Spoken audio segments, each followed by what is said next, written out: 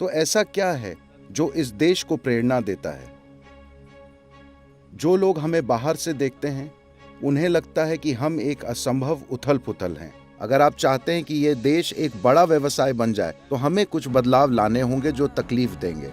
अगर हम अगले कुछ सालों में केवल कुछ मजबूत कदम उठा सकें, तो जो संभव है, वो वास्तव में जबरदस्त है।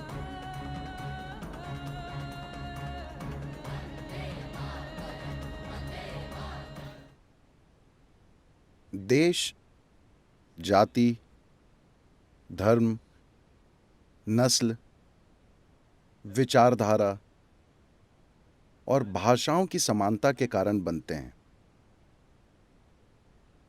लेकिन इस मामले में भारत इन सभी चीजों में ठीक उल्टा है।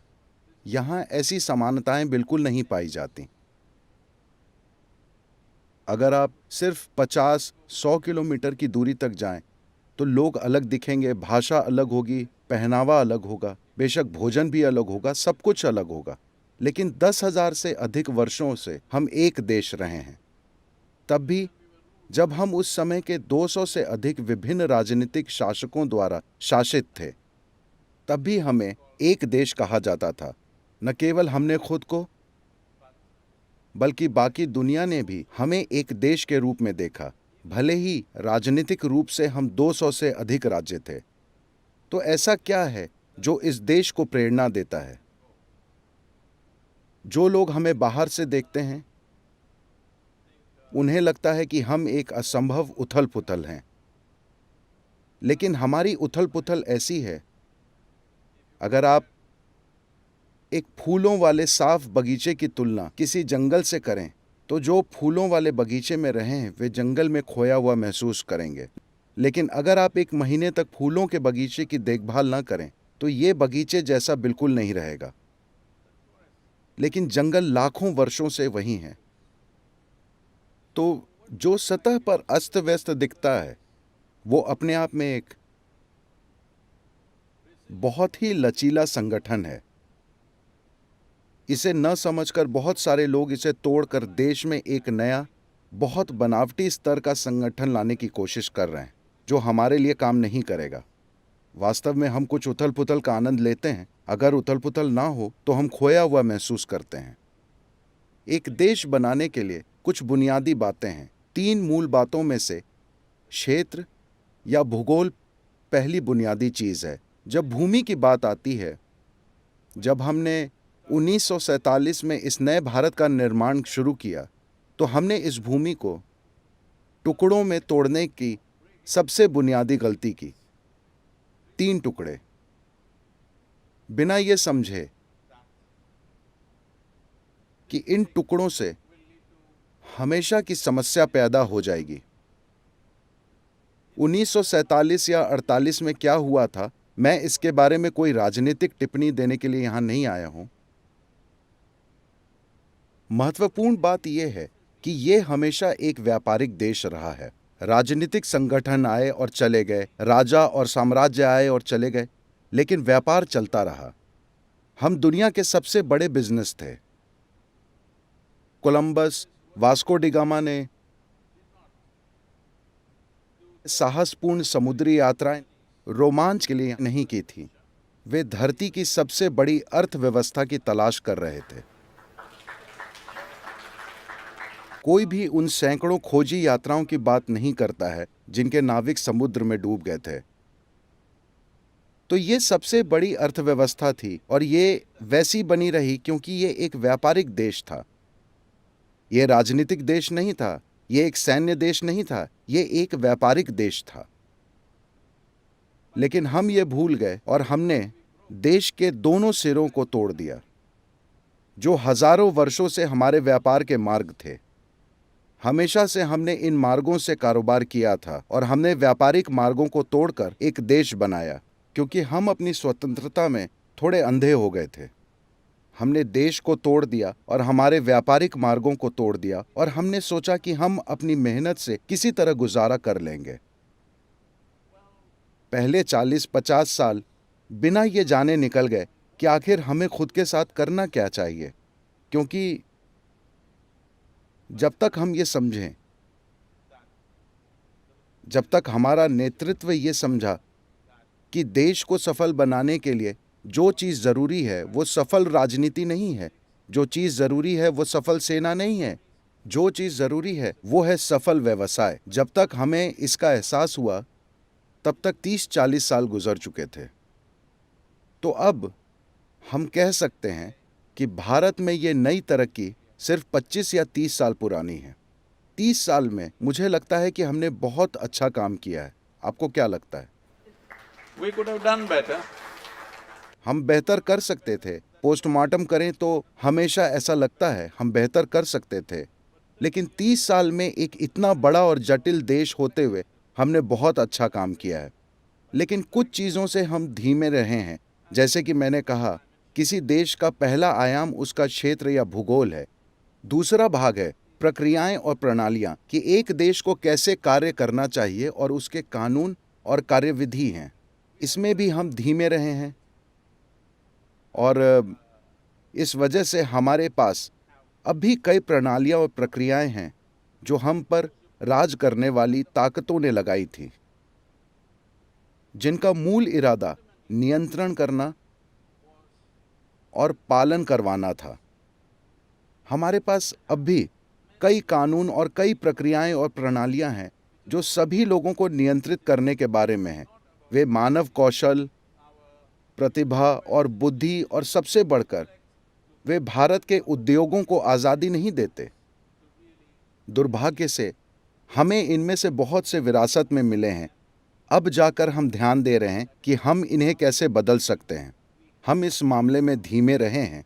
इसकी देश ने एक बड़ी कीमत चुकाई है। हालांकि एक स्तर पर हम 5वीं सबसे बड़ी अर्थव्यवस्था हैं, जैसा कि प्रधानमंत्री कह रहे थे, लेकिन साथ ही साथ हमारे देश में कुपोषित बच्चों की सबसे बड़ी संख्या भी है। तो दोनों ही पहलू हैं। हम उन्नति भी कर रहे हैं और कुछ बातों में पीछे भी छूट गए हैं, जिनमें हम आगे बढ़ने की कोशिश कर रहे हैं। लेकिन हम निश्चित रूप से अपने उन सिस्टम और प्रक्रियाओं को ठीक करने में धीमे रहें जिन्हें इस देश को शासित करना चाहिए। तीसरी और अंतिम लेकिन सबसे महत्वपूर्ण बात लोग हैं। अगर आप लोगों के दिलो दिमाग में देश का निर्माण नहीं करते हैं तो ये वाकई एक देश नहीं होगा। देश केवल एक विचार है। जब हम अपने विचार और भावनाएं इसमें समर्पित करते हैं तो ये एक अद्भुत विचार बन जाता है, वरना ये एक बुरा विचार बन जाता है। चाहे वो देश हो या समाज का एक छोटा हिस्सा जिसे परिवार कहते हैं। जैसे कि उदाहरण के लिए शादी की बात करें तो ये सिर्फ एक विचार है, लेकिन अगर आप अपने विचार और भावना का इसमें पूरी तरह निवेश करें तो ये एक अद्भुत विचार बन सकता है, या फिर ये एक भयानक विचार भी बन सकता है। सवाल बस ये है कि मैं उस विचार में खुद को कितना समर्पित करूंगा। यही देश के साथ भी है। हम खुद को देश के इस विचार में कितना समर्पित करते हैं, उसी से ये या तो ये एक अद्भुत विचार या एक भयानक विचार बन जाता है। हम इस पर थोड़ा आगे पीछे हो गए, क्योंकि जब हमें आज़ादी मिली तब हमने इस पहलू पर वाकई अच्छे से काम नहीं किया। जब हमें आज़ादी मिली उस समय हमें भारतीय होने का बहुत गर्व था। धीरे धीरे ये टूट गया और बिखर गया, क्योंकि हमने इस विचार को लोगों के दिल और दिमाग में अच्छे से स्थापित नहीं किया। हमने उस पर पर्याप्त काम नहीं किया। हमने सोचा कि यह अपने आप हो जाता है। इसलिए लोगों ने वर्ण, पंथ, धर्म, नस्ल, जाति सभी प्रकार की चीज़ों के आधार पर अपनी छोटी सी पहचान बना ली। इसलिए हम इन चीज़ों में थोड़ा संघर्ष कर रहे हैं, क्योंकि हमने तब हथौड़ा नहीं मारा जब लोहा गर्म था। अब ठंडे स्टील को पीटना है।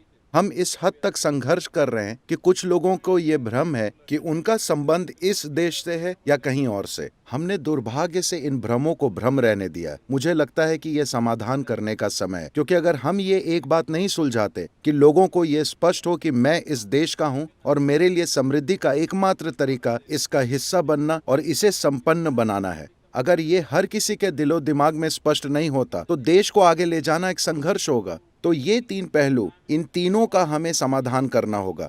एक चीज है कि देश की सीमाओं का क्षेत्र निश्चित करके कह देना ये भारत है, कुछ लेन देन होना चाहिए और भविष्य की पीढ़ियों में कोई भ्रम नहीं होना चाहिए कि कौन सा हिस्सा भारत है और कौन सा नहीं है। मैं भारत में हूं या मैं भारत से बाहर हूं, ये मेरे लिए स्पष्ट होना चाहिए, वरना मैं अपनी भावनाओं और ऊर्जाओं को कैसे केंद्रित करूंगा और खुद को कैसे समर्पित करूंगा। ये भ्रम हमने छोड़ दिया है। इसे देश के लिए मजबूत कदम उठाने के लिए अभी दूर किया जाना चाहिए। और व्यवस्थाएं और प्रक्रियाएं, ये बहुत महत्वपूर्ण है कि हम हर एक पर ध्यान दें और देखें कि क्या ये आज़ाद भारत के लिए बनाई गई है या ये भारत को गुलाम बनाने के लिए बनाई गई है। ये बात है, अगर आप देश के बाहर से हैं तो आप शायद इसे नहीं समझ पाएंगे। मैं आपको एक उदाहरण देकर समझाता हूं। आज भी ज़्यादातर आम लोगों के लिए, अपराधी नहीं, साधारण लोग, यहां तक कि माताएं भी बच्चों को कहती हैं, अरे तुम मेरी बात सुनो, नहीं तो पुलिस वाले आ रहे हैं। एक पुलिसकर्मी को मदद के रूप में नहीं देखा जाता, एक पुलिसकर्मी को सहायता के रूप में नहीं देखा जाता। एक पुलिसकर्मी वो नहीं है जो आपको सुरक्षा देगा, पुलिसकर्मी एक खतरा है। ऐसा इसलिए है क्योंकि ये ब्रिटिश राज से चला आ रहा है। From the British era, policeman comes means your life is… पुलिसकर्मी के आने का मतलब है कि आपका जीवन मुश्किल में है, क्योंकि वो हमेशा आपको तकलीफ देता है। इसलिए हर तरह की चीजें अब भी मौजूद हैं। हमें इन चीजों को बदलना होगा कि जब हम किसी पुलिस अधिकारी या सरकारी अधिकारी को देखें तो हमें देखना चाहिए कि समाधान आ रहे हैं, ना कि हमारे रास्ते में समस्या आ रही है। फिलहाल आज भी ज्यादातर लोग इसे एक समस्या के तौर पर अनुभव करते हैं। We have been dragging our feet on making policy changes. हम नीतिगत बदलाव लाने में धीमे रहें, कठोर नीतिगत परिवर्तन कुछ उथल पुथल मचाएंगे, लेकिन अगर हम उस छोटे दर्द से गुजरने के लिए तैयार नहीं हैं जिससे परिवर्तन होने पर हमें गुजरना होगा, तो इसका मतलब है कि हम कोई बदलाव नहीं लाएंगे, मतलब हम विकसित नहीं होंगे। उदाहरण के लिए, कई लोग बताते हैं कि जीएसटी ने छोटे व्यवसायों को नुकसान पहुंचाया है। हाँ, ऐसा है, ये मुझे अच्छी तरह से पता है क्योंकि वे सभी हमारे संपर्क में और उन्हें बहुत तकलीफ है। लेकिन अगर हम ये बदलाव नहीं लाते हैं तो हमेशा के लिए ये देश एक छोटा व्यवसाय बना रहेगा। अगर आप चाहते हैं कि ये देश एक बड़ा व्यवसाय बन जाए तो हमें कुछ बदलाव लाने होंगे जो तकलीफ देंगे। हम अपने बजट के अंदर काम करने के आदी हैं कि मुझे अपने पैसे पर भरोसा तभी है जब ये मेरी जेब में हो। मुझे बैंक पर भी शक है। इसी तरह से संस्कृति विकसित हुई, क्योंकि कई शताब्दियों तक जिन सरकारों ने हम पर शासन किया वे हमेशा बाहर से थे, इसलिए हमें हमेशा उन पर शक था। ये बहुत महत्वपूर्ण है कि अब इस पीढ़ी और आने वाली पीढ़ी के लोगों के दिलों में इस बारे में बहुत स्पष्टता हो कि ये हमारा देश है और ये हमारी सरकारें हैं और ये हमारे खिलाफ नहीं बल्कि हमारे लिए खड़ी हैं। ये भारतीय लोगों के दिलों और दिमाग में बहुत स्पष्ट होना चाहिए, वरना हम हमेशा ये अधूरे मन से ही सोच पाएंगे कि हम इस देश में क्या करना चाहते हैं। और लोगों की बात करें तो हमारे पास 130 करोड़ लोग हैं। अगर आप इसे वाकई देखें तो ये हमारी सबसे बड़ी ताकत है और ये हमारी सबसे बड़ी समस्या हो सकती है। अगर हमारे पास 130 करोड़ लोग हैं जो अच्छी तरह से शिक्षित, कुशल, केंद्रित और प्रेरित हैं, तो हम ऐसा चमत्कार करेंगे जिसकी कोई कल्पना भी नहीं कर सकता। लेकिन अगर आप उन्हें अकुशल, अस्थिर, निरुत्साहित छोड़ देते हैं तो ये आपदा की विधि बन सकती है। So this is where our real challenge is. तो ये असली चुनौती है कि क्या हम इस मानव संसाधन को असाधारण शक्ति में बदलेंगे या अपने लिए एक बड़ी समस्या में। अगर हमें इस चुनौती को हल करना है तो गंभीर नीतिगत परिवर्तन जरूरी है। इसलिए एक देश के रूप में हम एक दहलीज पे खड़े हैं।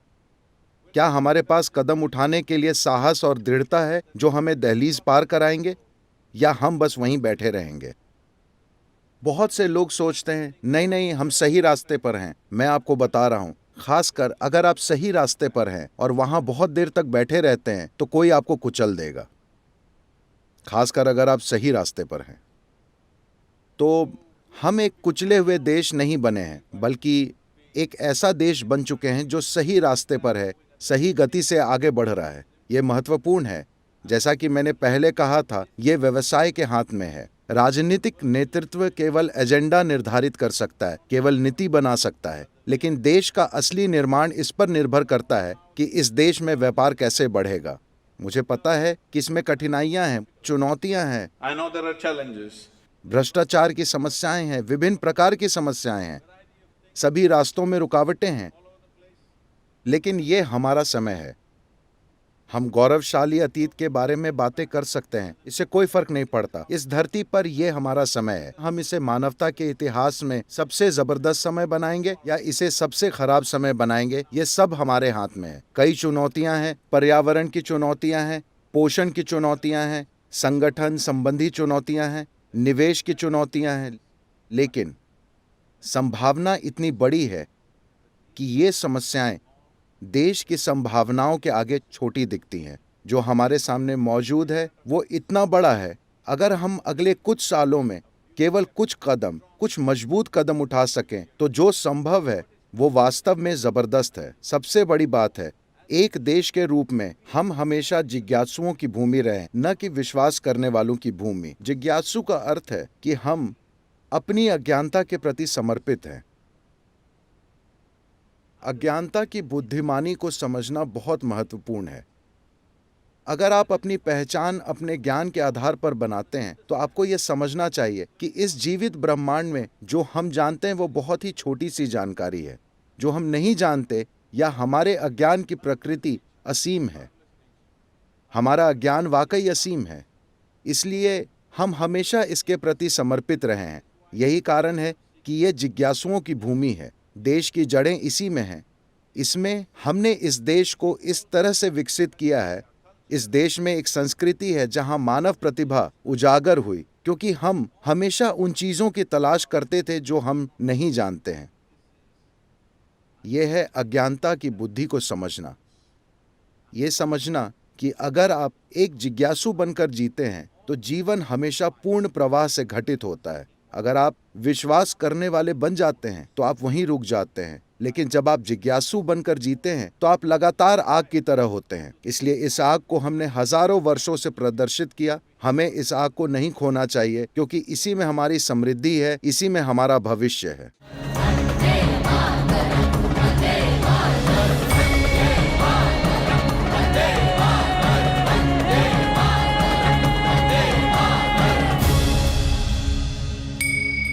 जा